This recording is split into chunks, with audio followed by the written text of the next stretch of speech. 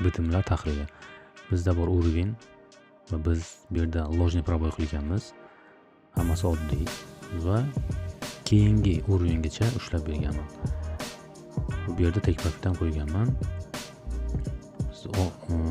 Muvaffaqiyatli bitimimiz yopildi. Ya'ni agar hisoblasak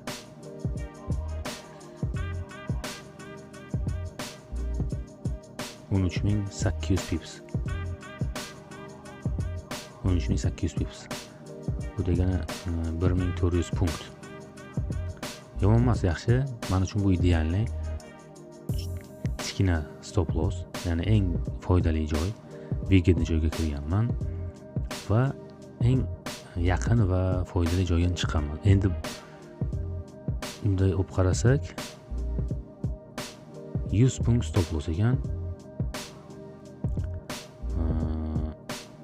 1400 punkt take profit. Bu degani 1 ga 14 соотношение.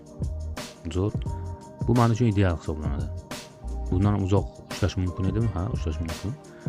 Lekin bu ham yaxshi.